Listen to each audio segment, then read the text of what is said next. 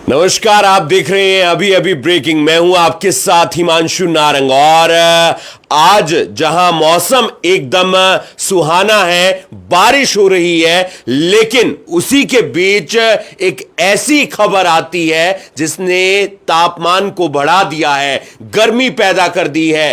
करनाल जिले के 3 अलग अलग विधानसभा क्षेत्रों में कांग्रेस की टिकट लगभग तय हो चुकी है। कौन है वो उम्मीदवार, वो जानने का प्रयास करेंगे। लेकिन यह खबर दिल्ली से आई है, सीधा करनाल में लैंड हुई है। और हमारे साथ हैं देवेंद्र गांधी जी, जो वरिष्ठ पत्रकार हैं, और उनसे जानने का प्रयास करते हैं कौन से वो 3 विधानसभा क्षेत्र जहां पर यह तय हो चुका है कि कांग्रेस के ये उम्मीदवार मैदान में उतरेंगे। सबसे पहले तो मैं आपको यह बता दूं कि तापमान जो सियासत का है वो बहुत बढ़ चुका है। जैसा कि आपने बताया कि वैसे मौसम में ठंडक है, लेकिन सियासी पारा बढ़ चुका है। और सियासी पारा, जब हम ये खबर लोगों तक पहुंचाएंगे, सियासी पारा और बढ़ेगा और कईयों के दिल की धड़कन धक धक धक तेज हो जाएगी। वजह यह है कि बहुत सारे लोग कतार में लगे हुए थे, अब कतारें ख़त्म हो चुकी हैं दिल्ली में।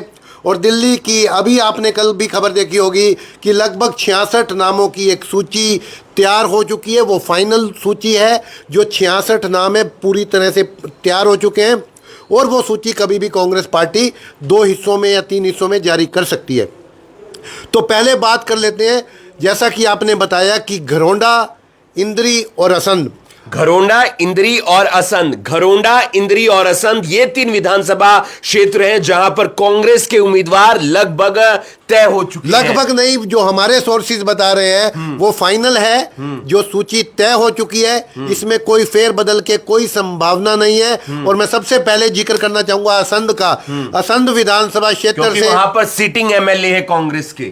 असंध विधानसभा क्षेत्र से बड़ी चर्चा थी कि राकेश टिकैत जो हैं वो सुरेंद्र नरवाल की पैरवी कर रहे हैं। और ये बात आ रही थी कि उनका टिकट फाइनल हो सकता है, गोगी का टिकट कट सकता है। लेकिन गोगी की गर्दन बच गई है और उनका टिकट फाइनल हो चुका है। यानी कि शमशेर सिंह गोगी, जो वहां से विधायक हैं, शैलजा गुट के हैं, उनकी टिकट पक्की है। और मुहर लगनी, यानी कि जो साइन है वो बाकी है। वो जो एक खड़गे साहब की एक मोहर होती है, वो लगनी है। या जो महासचिव होगा केसी वेणुगोपाला, उनकी मोहर लगनी है। लिस्ट तैयार है, हो सकता है मोहर भी लग चुकी हो, वो शाम तक लिस्ट भी आ जाए। जी, शाम तक लिस्ट भी आ जाए। लगातार मीटिंगों का दौर जारी है। यानी कि इस वक्त की जो एक बड़ी खबर बता रहे हैं वो ये है कि शमशेर सिंह गोगी वहां से चुनाव लड़ेंगे, यानी कि कांग्रेस की टिकट पर लड़ेंगे 5 विधानसभा क्षेत्र, और उसमें एकमात्र विधायक शमशेर सिंह गोगी। क्या उनके कामकाज को लेकर टिकट दी गई है? देखिए, अभी जो लोकसभा का चुनाव गया,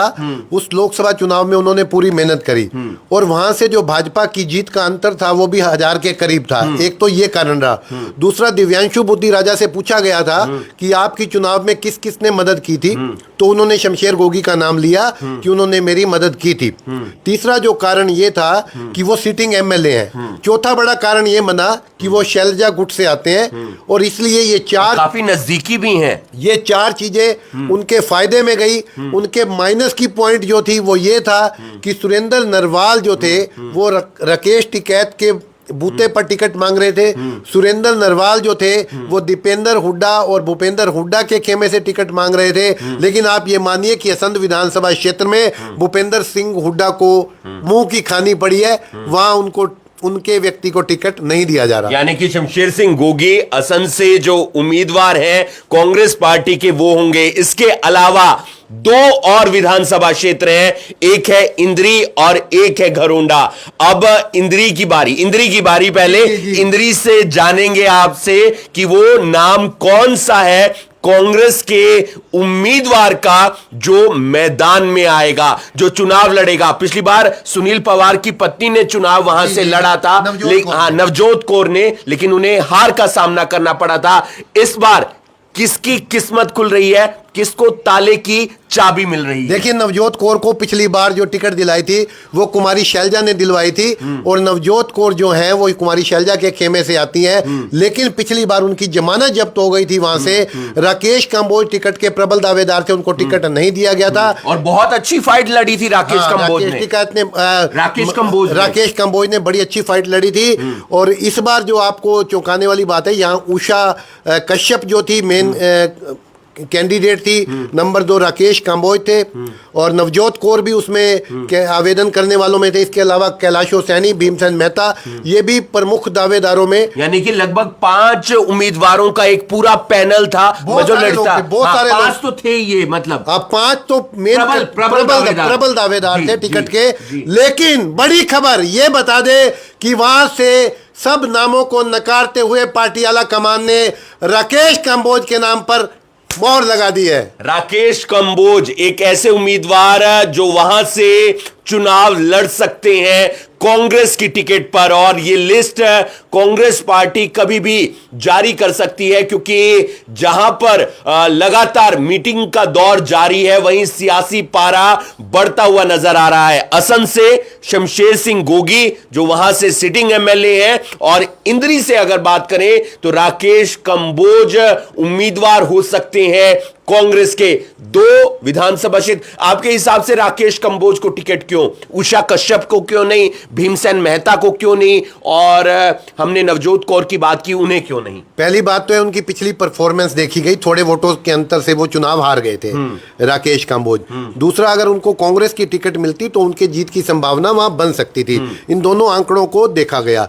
दूसरी बड़ी बात कि वो हाल ही के पिछले कुछ समय से हुड्डा खेमे में आ गए थे, और हुड्डा के साथ वो लॉयल्टी दिखाने की कोशिश कर रहे थे। हर कार्यक्रम में राकेश कंबोज बिल्कुल नजदीक नजर आते थे, उनसे बात दीपेंद्र भी करते थे और भूपेंद्र सिंह हुड्डा भी करते थे। हालांकि हमें ये उम्मीद थी, क्योंकि उनकी लॉयल्टी पहले चेक हो चुकी थी और उनकी लॉयल्टी कांग्रेस के प्रति नहीं थी। आपको याद होगा कि वो कांग्रेस की टिकट से एक बार बने थे, उसके बाद वो हजका में चले गए थे और उनकी सदस्यता रद्द हो गई थी। उसके बाद बाई इलेक्शन हुआ था, उन्होंने चुनाव लड़ा था, वो हार गए थे चुनाव, और उसके बाद कांग्रेस ने उन्हें टिकट नहीं दिया। पिछली बार वो प्रबल दावेदार थे, हुड्डा के साथ आ चुके थे, लेकिन उन्हें टिकट नहीं मिला। लेकिन वो अपने कार्यकर्ताओं के साथ जो जन सैलाब होता है वो इंद्री में देखने को मिल रहा था गांधी जी 2019 के अंदर भी। जी वो मिल रहा था, तभी उन्होंने इतनी कड़ी फाइट दी, और अगर ये टिकट उनके पास होती तो नतीजे कुछ और ही होते।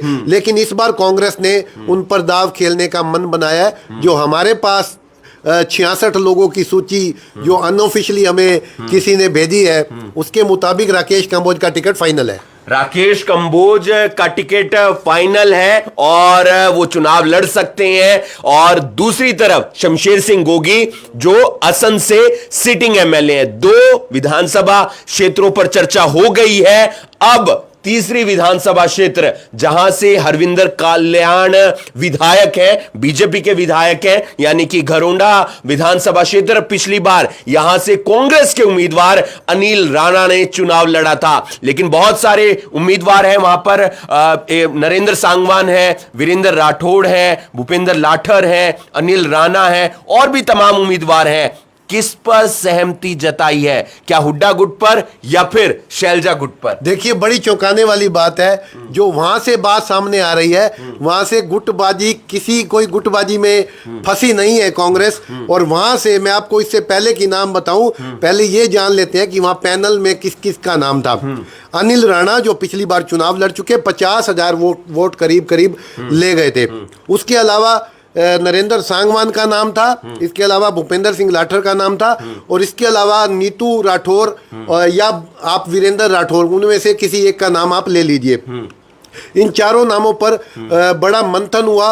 एआईसीसी के सेक्रेटरी थे अपना वीरेंद्र राठौर, तो उनके खिलाफ एक लॉबी काम कर रही थी कि वो 3 बार चुनाव हार चुके हैं। उनका बायोडाटा जब वहां गया तो देखा गया शायद उनके बायोडाटा में 2 बार चुनाव हारने की बात लिखी गई थी। मुझे जो जानकारी मिली है उसके मुताबिक नीतू राठौर या वीरेंद्र राठौर की टिकट कंफर्म हो गई है, रेस में और कोई नहीं है, सब पीछे छूट गए हैं। लेकिन एक पेच उसमें थोड़ा सा फंस गया है, जिसके लिए एक 4 सदस्यीय कमेटी बना दी गई है। शायद जो लिस्ट आएगी उसमें घरोंडा का नाम ना हो भी सकता है, लेकिन इस बात की उम्मीद कम है कि घरोंडा का नाम आएगा, क्योंकि जो 66 नाम तय हुए हैं उसमें घरोंडा का जिक्र नहीं है। लेकिन घरोंडा की टिकट यस कर चुके हैं राहुल गांधी। लेकिन जब कुछ लोगों ने वहां पर ऐतराज जताया कि ये 3 बार चुनाव हार चुके हैं, उसके बाद इस पर एक कमेटी बैठा दी गई, पहले ये फैक्ट चेक कर लो कि वो 3 बार हारे हैं या 2 बार हारे हैं। तो अड़चन पड़ सकती है क्या वहां पर? इस बात को लेकर विरोधाभास की स्थिति पैदा हो सकती है कि आप 3 बार चुनाव हार गए हैं, आपको टिकट क्यों मिले, आपने लोकसभा चुनावों में क्या किया? क्योंकि ऐसी तमाम चर्चाएं थी कि दिव्यांशु बुद्धि राजा का इतना समर्थन घरोंडा के अंदर नहीं हुआ जितना हो सकता था। जी, ये बिल्कुल आपकी बात फैक्ट है, और इसी चीज को देखते हुए चौंकाने वाली बात है ये। पार्टी ये तो देखती ही है कि आपने लोकसभा चुनावों में क्या किया। ये चौंकाने वाली खबर होगी, क्योंकि लेकिन उनकी पकड़ ऊपर तक है। आप ये मानिए एआईसीसी में वो सेक्रेटरी रह चुके हैं, पार्टी सीनियर नेता हैं, कई अलग अलग जगह के सह प्रभारी रह चुके हैं, सीनियर नेता हैं, चुनाव 3 बार जरूर हारे हैं। लेकिन आपको ये ध्यान में रखना होगा कि वो उन्होंने पार्टी में बड़ा काम किया है, और मतलब अलग अलग प्रदेशों में उनकी जिम्मेदारी लगती रही है, चाहे सह प्रभारी के तौर पर, चाहे प्रभारी के तौर पर, चाहे आपने अभी उत्तराखंड का चुनाव देखा, चाहे बिहार का चुनाव देखा, वहाँ उन्हें पर्यवेक्षक बना करके या प्रभारी बना करके भेजा गया। अब सूचना ऐसी है कि उनका टिकट फाइनल हो चुका। लेकिन ये जो मैंने आपको बीच में एक पेच बताया, वो पेच कितना फंसा रहेगा, कितना निकल जाएगा, शायद ये पेच शैलजा गुट ने फंसाया होगा, क्योंकि शैलजा जो है भूपेंद्र लाठर के लिए वहां से टिकट चाहती हैं। अगर उनको नहीं, अगर ये पेच फंस गया, भाई वीरेंद्र राठौर को टिकट नहीं देनी, फिर 2 नाम रह जाएंगे, नरेंद्र सांगवान और भूपेंद्र लाठर। लेकिन उम्मीद जो हमारे जो सोर्सेज कह रहे हैं कि उनकी टिकट पर राहुल गांधी ने यस कर दिया है, ये एक फॉर्मेलिटी होगी, दिखावा होगा। भूपेंद्र सिंह हुड्डा और दीपेंद्र हुड्डा की भी गांधी जी वहां पर सहमति बन जाएगी कि आप वीरेंद्र राठौड़ को टिकट दे दीजिए, हम इनका समर्थन करेंगे, बाकी जो हमारे नेता हैं उनका समर्थन करेंगे। लेकिन दूसरी जगह से क्वेश्चन मार्क आ जाएगा कि हम समर्थन करेंगे या नहीं करेंगे, ये बाद की बात है। देखिए, इसमें एक कास्ट कॉम्बिनेशन भी देखा जाएगा, क्योंकि जीटी रोड बेल्ट है। जीटी रोड बेल्ट पे देखिए, आप दूसरी बेल्ट पे चले जाइए, हिसार, सिरसा, सोनीपत, रोहतक, चरखी दादरी, उस तरफ जाट लोगों को या जाट कम्युनिटी के लोगों को वो ज़्यादा टिकटें मिलेंगी। लेकिन जीटी रोड बेल्ट पे इस चीज़ के आसार कम है, और राजपूत समाज से आते हैं वीरेंद्र राठौर, और आप मानिए कि राजपूत समाज को भी तो कहीं ना कहीं ओबलाइज करना पड़ेगा, तो उनको टिकट मुझे लगता है कि टिकट देंगे, क्योंकि जी आप पिछली बार भी देख लीजिए, ये टिकट तो राजपूत समाज को ही गया था।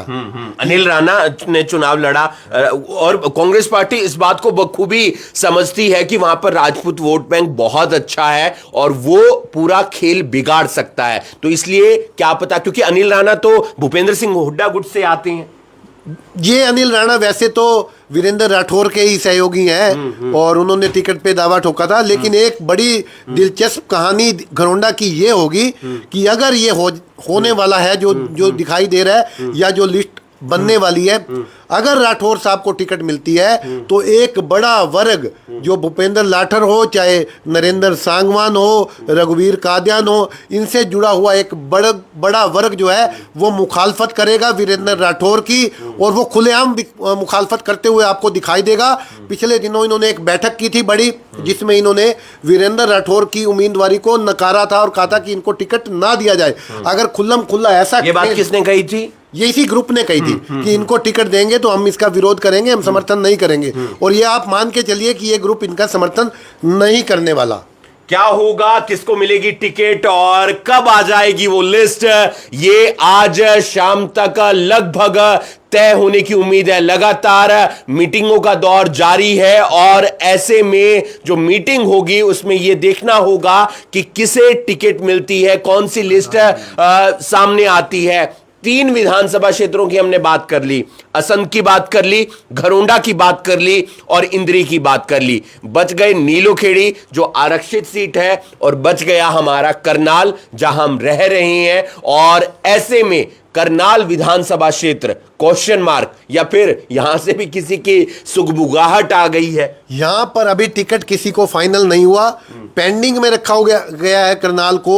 जो मेरे सोर्सेज बता रहे थे कि यहाँ से 3 प्रमुख दावेदार या 3 लोगों का जो पैनल बना था, उसमें पूर्व विधायक सुमिता सिंह और इंद्री से पूर्व विधायक रहे और मंत्री रहे भीमसेन मेहता, और एक नाम यहाँ पर सुरेश गुप्ता मतलोडा का था जो कि कार्यकारी अध्यक्ष हैं। अब दिक्कत ये आ रही है कि पार्टी आला कमान जो है वो टिकट देना चाहती है भीम मेहता को, क्योंकि यहाँ पर ये सीट जो है वो पंजाबियों के हिस्से में आई, ऐसी जो हमें जानकारी मिली है। क्योंकि जब तक लिस्ट नहीं आ जाती तब तक तो इफ एंड बट आप लगा सकते हो ना, कोमा कई बार ऐसा होता है कि लिस्ट आ जाती है और 15 मिनट के बाद वो लिस्ट चेंज भी होती है। आप बहुत बार आपने देखा होगा कि फेक लिस्ट चल रही थी, और जब से चुनाव की प्रक्रिया शुरू हुई है, शायद जिस दिन चुनाव घोषित हुए थे उसी दिन लिस्टें आना शुरू हो गई थी, और उस दिन जो लिस्टें आई थी, अभी आपने कल देखी होगी एक लिस्ट बीजेपी के लोगों की 23 रात को एक वायरल हो रही थी। गुरुग्राम जिले के 5 लोगों की भी आई हुई थी, जिसमें कुछ रेवाड़ी के लोगों की भी आई हुई थी। वहां से जो हम देख रहे थे, पता कर रहे थे कि यहाँ से इस को टिकट मिल रहा है। देखिए, ये लिस्टें भी पार्टी में ही कोई तैयार करता है, इनके जो आईटी सेल हैं वही तैयार करते हैं 5-4 फेक नाम डाल के, ताकि लोगों का टेस्ट, लोगों को मनोरंजन किया जा सके। राजनीति है ना, और उनका मन भांपा जा सके कि मार्केट में उसके बाद हवा क्या चली है, आधे घंटे तक हवा क्या चली है और 1 घंटे तक हवा क्या चली है। बिल्कुल सही बात है कि हवा का रुख देखा जाता है,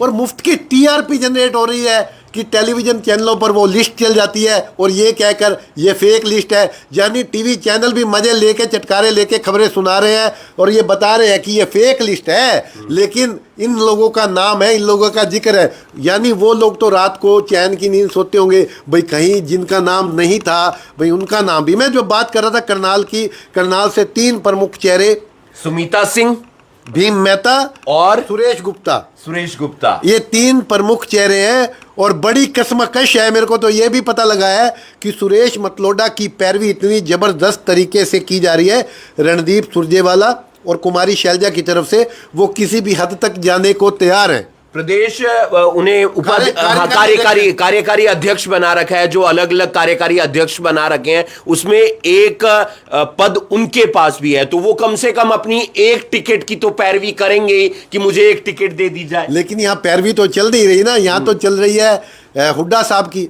अगर शैलजा की थोड़ी भी चलेगी तो शैलजा जरूर चाहेगी कि करनाल की सीट दी जाए। अब करनाल के लोग किस तरह से देखेंगे या सर्वे किस तरह का हुआ होगा वो अलग बात है, क्योंकि सारी सीटें जीतने वालों को तो दी नहीं जाती, बहुत सारे चेहरों को तो ऑब्लाइज भी करना पड़ता है। भाई सारे जो बच्चे हैं वजीफा लेने वाले, आपने देखा होगा कि वो मेरिट बेस पे तो नहीं आते सारे के सारे, कुछ लोग तो ऐसे भी आते हैं जिसको प्रिंसिपल कहता है भाई दे दो भाई इसको भी एक स्वेटर, इसको भी कॉपी पेन दे दो। वोट बैंक का भी तो ध्यान रखना पड़ता है कि क्योंकि राजनीति जो चलती है वो जातिगत समीकरण पर चलती है, क्योंकि अब हर अलग अलग समाज अपनी प्रेस वार्ता कर रहा है, मीटिंग कर रहा है कि हमें 20 टिकट चाहिए, हमें 40 टिकट चाहिए, लेकिन सारी टिकट मिलेगी भी नहीं, लेकिन कुछ कुछ हिस्सा सभी का बनता है। देखिए, उनका कमजोर पक्ष सुरेश गुप्ता का ये है कि वो यहाँ से चुनाव लड़ चुके हैं, जमानत जब्त हो गई थी और निर्दलीय चुनाव लड़े थे, शायद एक बार कांग्रेस की टिकट पे भी लड़े थे। वो जमानत उनकी तब जब्त हो गई थी। उनका प्लस पॉइंट ये है कि वो कुमारी शैलजा के साथ हैं। उनका प्लस पॉइंट ये है कि करनाल में वैश्य समाज की, बनिया समाज की लगभग 38-40 हजार वोट है, जिसके बूते पर वो टिकट मांगने की कवायद कर रहे हैं और जुटे हुए हैं और अंत तक प्रयास करते रहेंगे। मुझे लगता है कि कांग्रेस लास्ट में जो सूची आएगी वो कांग्रेस की, करनाल का नाम कांग्रेस का लास्ट की सूची में होगा। 11 तारीख को नाम डिक्लेयर होगा, क्योंकि 12 तारीख का आखिरी नामांकन है। 10-11 को आखिरी नाम सामने आए कि आप अब तैयार रहिए, फोन कॉल चला जाएगा कि आप अपना नामांकन तैयार रखिए, लेकिन तारीख जो बताएंगे वो 10 या 11 हो। देखिए, मुझे जो लगता है अगर कांग्रेस कुछ समीकरण देखेगी तो अगर कांग्रेस आला कमान मेरिट पे टिकट देगी तो फिर वो कुछ और सोचेगी, लेकिन अगर टिकट शैलजा के कहने पे मिलेगी, क्योंकि इन लोगों को नजरअंदाज भी नहीं किया जाएगा। 11% वोट जो है वो एससी समाज के आते हैं, और अगर उन वोटों को नाराज किया गया तो शैलजा को आप कमजोर मत समझिए, वो बहुत खेल बिगाड़ सकती है। वो अपने अपने लोगों को टिकट, यानी अगर वो अपने लोगों को टिकट नहीं दिला पाई तो शैलजा का केंद्र में बैठना या सांसद पद के या प्रदेश के मुख्यमंत्री पद का दावा करना, वो तो फिर हवाई बात हो जाएगी ना। अगर आप अपने तमाम सदस्यों को टिकट नहीं दिलवा पा रहे हैं, आप हमारी क्या पैरवी करेंगे? जी जी, ये बड़ी बात है। तो इसलिए शैलजा अड़ेगी, जरूर अड़ेगी। अब उनका अड़ना क्या रंग लाता है, या कांग्रेस आला कमान कहती है अड़ी है तो अड़े रहने दो, खड़ी है तो खड़े रहने दो, लेकिन टिकट तो फलां को हम दे देंगे। किसको मिलेगी टिकट, ये वक्त जो है पता चल जाएगा थोड़ी देर बाद, या थोड़े दिन बाद, या कुछ घंटे के बाद, क्योंकि लगातार कश्मकश चल रही है, लगातार मीटिंग का दौर जारी है, ना सिर्फ कांग्रेस में बल्कि बीजेपी के भी अंदर। और ऐसे में लिस्ट कभी भी आ सकती है, किसी भी पार्टी की आ सकती है, कांग्रेस की आ सकती है, बीजेपी की आ सकती है। 3 नामों का हमने जिक्र किया, 3 विधानसभाओं का जिक्र किया, जाते जाते हमने करनाल का भी जिक्र कर लिया, और एक विधानसभा क्षेत्र बचता है। असंध की बात की, इंद्री की बात की, घरोंडा की बात की, करनाल की बात की, और अब नीलोखेड़ी की बात। वहां पर तो दावेदारी कहते हैं कि 88 उम्मीदवारों की है। क्या वाकई में 88 उम्मीदवारों की है, और उसमें कोई जिताऊ कैंडिडेट भी है कांग्रेस के पास? देखिए, 88 कैंडिडेटों ने भारी भरकम, क्योंकि एक तो फीस कम थी उनकी, दावेदार जो टिकट अप्लाई करने वाले थी, रिजर्व कैटेगरी की सीट आती है तो 5-5 हजार रुपए की फीस रखी हुई थी वहां, और वहां पर तो 88 लोग पहुंच गए कि हम भी, जिसको गली में भी कोई जानता नहीं होगा ना, शायद उसका अपने मोहल्ले के पड़ोसी में भी किसी को नाम नहीं पता होगा, उसने भी टिकट के लिए अप्लाई कर दिया कि भाई मेरे को भी, मैं भी कैंडिडेट हूं, मुझे टिकट दिया जाए। लेकिन जो पिछले 5 सालों से सक्रिय है वहां पर, उनको प्राथमिकता देने की बात सामने आ रही है, जो वहाँ ग्राउंड पर रहकर काम कर रहे हैं। और ग्राउंड पर रहकर कौन काम कर रहा है, ये सोचना बड़ा, देखना बड़ा दिलचस्प है। वहाँ पर जो प्रमुख नाम आ रहा है वो राजेश वैद का नाम आ रहा है। राजेश वैद ने अभी लोकसभा चुनावों में भी ठीक ठाक काम किया था, और उन्हें टिकट मिलने की संभावना प्रबल है। हालांकि अगर सिफारिश चली तो फिर तो आपको पता ही है, सिफारिश चली, अगर टॉफियाँ ऐसे बांटी गई कि जैसे आम आदमी पार्टी को अब बताया जा रहा है 7 सीटें दी जा रही हैं, अगर टॉफियां बांटने का खेल चला गया फिर तो हिमांशु और मुझे आपको भी सोच लेना चाहिए कि टिकट मिल सकती है। उनको टॉफी मिल सकती है तो हम संतरे वाली गोली तो खा ही सकते हैं। लॉलीपॉप तो कांग्रेस सबको चुसा ही रही है। देखिए, ऐसा लॉलीपॉप चुसाया कांग्रेस ने कि सबको कहा आइए दरबार में, आइए चंडीगढ़, आइए अप्लाई कीजिए। लोगों में एक भाव जग गया कि भाई अप्लाई, पहली बार इस तरह का प्रोग्राम बन रहा है कि 5,000 रुपये दो और अपना नाम लिखवाओ बीच में। उन्हें लगा यार ये कोई ना कोई लिस्ट राहुल गांधी के पास जाएगी, वो कोई मेरी काबिलियत देखेंगे। अच्छा, फिर बकायदा इसमें इंटरव्यू लिए गए। अगर आपको ध्यान हो, जो दीपक बावरिया हैं उनकी टीम ने बकायदा इंटरव्यू लिए हर कैंडिडेट के, हर विधानसभा क्षेत्र जैसे किसी नौकरी का इंटरव्यू होता है, बकायदा बैठा के कि आप क्या कर सकते हैं, क्यों कर सकते हैं, क्या हो सकता है, ये तमाम चीजें वहां पर देखने को मिली। देखिए, आपको पता है कि वहां पे क्या होगा, अल्टीमेटली होगा राहुल गांधी एक पर्ची निकालेंगे और पर्ची में जिसका नाम होगा वही फाइनल होगा। और अब पता नहीं उनके पास क्या जाती है फीडबैक, और कहते तो हैं कि 3 तरह का सर्वे कराया, 4 तरह का सर्वे कराया, लेकिन मुझे तो लगता नहीं है कि सर्वे के आधार पर कुछ फैसले होते हों। अब जो जानकारी है कि नीलोखेड़ी का संशय भी खत्म करते हैं। नीलोखेड़ी में राजेश वैद सबसे आगे चल रहे हैं टिकट के दावेदारों में। पिछले 5 सालों से नीलोखेड़ी विधानसभा में सक्रिय है और अब तक खूब पैसा भी फूंक चुके हैं। बहुत बहुत शुक्रिया देवेंद्र गांधी जी, सीनियर पत्रकार। तमाम विधानसभाओं का जिक्र हुआ, लेकिन 3 विधानसभाओं का एक मजबूती के साथ जिक्र हुआ, क्योंकि वहां से सुगबुगाहट है वो लगातार आ रही थी। असंध की बात करें तो शमशेर सिंह गोगी, इंद्री से बात करें तो वहां से जो नाम सामने निकल कर आया वो राकेश कंबोज का था, और अगर बात करें घरोंडा की तो वहां से नाम निकल कर आया वीरेंद्र राठौड़ का और उनके परिवार से। करनाल से बात करें तो 3 अलग अलग नाम सामने निकल कर आए। सुमिता सिंह, साथ ही साथ नाम निकल कर आया भीम सेन मेहता का, और जो मतलोडा जी हैं कार्यकारी अध्यक्ष हैं सुरेश गुप्ता मतलोडा। इसके अलावा एक नाम नीलोखेड़ी से भी सामने निकल कर आया राजेश वैद का। लेकिन टिकट किसे मिलेगी, लिस्ट में नाम किसका होगा, जब ओरिजिनल लिस्ट आएगी वो भी पता चल जाएगा। लेकिन उससे पहले हर नेता दिल्ली दरबार में पहुंच गया है अपनी टिकट लेने के लिए। लेकिन टिकट किसे मिलेगी ये आज भी पता चल सकता है, कल भी पता चल सकता है, या फिर परसों भी पता चल सकता है जब मुहर लग जाएगी। आप देख रहे हैं अभी अभी ब्रेकिंग, मैं हूं आपके साथ हिमांशु नारंग। आपको बता दें कि चुनावों से जुड़ी हुई हर खबर के लिए आप हमारे पेज को जरूर फॉलो कीजिए। हम आप तक हर अपडेट पहुंचाते रहेंगे। धन्यवाद।